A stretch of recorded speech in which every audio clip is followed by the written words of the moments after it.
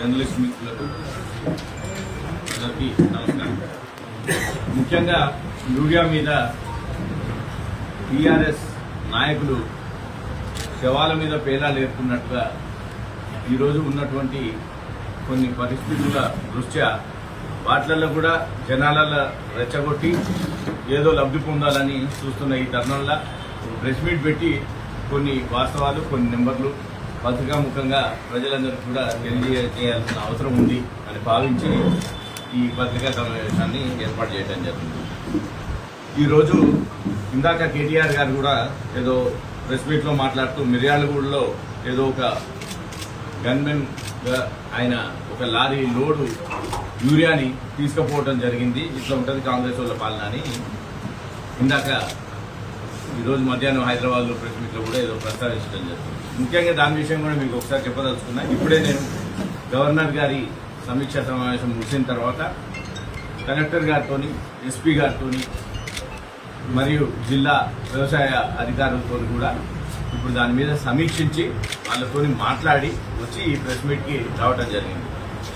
ఆ ఒక ఇన్సిడెంట్ గురించి కూడా మీకు చెప్పాల్సిన అవసరం ఉన్నది. అది ఆ గన్మెన్ కానీ లేకపోతే ఎమ్మెల్యే గారు కానీ అక్కడ పక్కదో పట్టిందేమీ లేదు, అక్కడ యూరియా తీసుకుపోయింది ఏం లేదు. యూరియా అంటే అది తీసుకుపోయి ఎవరు ఎక్కడో దాచిపెట్టుకొని తినేది కాదు, అతను బ్లాక్ మార్కెట్ చేసేది కాదు.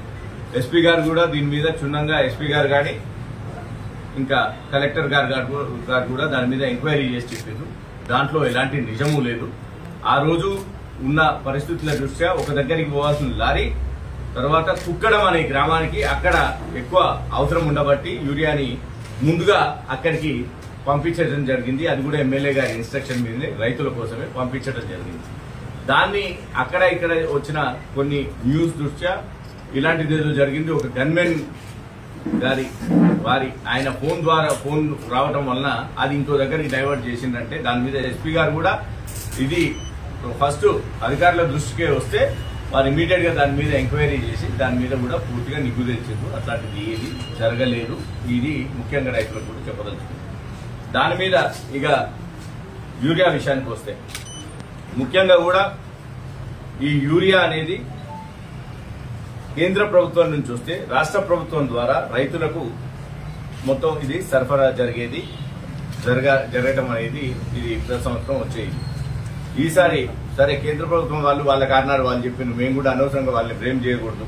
ఆపరేషన్ సింధూర్ వల్ల చైనాతో దెబ్బతిన్న కొన్ని సంబంధాల దృష్ట్యా వాళ్లకు కూడా యూరియా ఇంపోర్ట్ చేసుకోవటం కొంచెం దాంట్లో ఇబ్బంది కలిగింది. కాబట్టి ఈ పరిస్థితి ఒక తెలంగాణనే కాదు, మనం పత్రికలలో కూడా చూస్తూనే ఉన్నాం. మన పక్కనే ఉన్న ఆంధ్రప్రదేశ్ అక్కడ ఇంకా భాగస్వామ్య పార్టీ బీజేపీ కూడా అక్కడ కూడా ఇలాంటి పరిస్థితి ఉంది. మొన్న జగన్మోహన్ రెడ్డి గారు కూడా ఒక ప్రెస్ మీట్ నిర్వహించి కుప్పంలో కూడా క్యూ లైన్లు ఉన్నాయి చంద్రబాబు గారి కాన్స్టిట్యున్సీలో అని చెప్పడం జరిగింది. అట్లా ఒక ఆంధ్రప్రదేశ్ అనే కాదు, ఆంధ్రప్రదేశ్, కర్ణాటక, మిగిలిన బీజేపీ పాలిత రాష్ట్రాలు కానీ ఎక్కడైనా కానీ కొంత ఆలస్యం జరిగిన మాట వాస్తవం. కాబట్టి కొంత ఇబ్బంది రైతులు ఎదుర్కొన్న మాట కూడా వాస్తవం. అది కూడా ఒక 10 రోజుల వరకు మాత్రమే ఈ ఇబ్బంది 10-15 రోజులు జరిగింది. కానీ నేను పోయినసారి చెప్పినట్టే రైతులు కూడా కొంచెం పానిక్ సిచ్యువేషన్లోకి వచ్చి ఉన్న అవసరమైన స్టాక్ కంటే కూడా వచ్చే రబీ పంటకు కూడా వచ్చేసారి కూడా యూరియాలో ఇలాంటి పరిస్థితులు ఏర్పడతాయేమో, కాబట్టి మనకు అవకాశం ఉంటే వచ్చే పంటకు కూడా యూరియాని నిల్వ ఉంచుకుందాం అనే పరిస్థితి కొంచెం వాళ్ళలో పానిక్ పరిస్థితి రావటం వల్ల ఇప్పటికీ ఇంకొంచెం అడుగుతున్న పరిస్థితి తప్ప అంతకు మించి కాదు. దానికోసం సవివరంగా మీకు నెంబర్లు చెప్తా.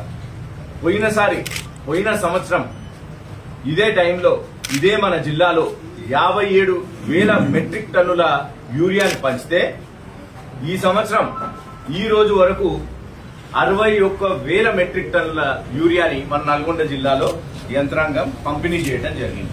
అంటే పోయినసారి కంటే మనం ఆల్రెడీ 4,000 మెట్రిక్ టన్నుల ఎక్కువ యూరియా పోయిన సంవత్సరం కంటే ఇప్పటికే రైతులకు పంపిణీ చేయడం జరిగింది. Subscribe us and press the bell icon for more interesting updates.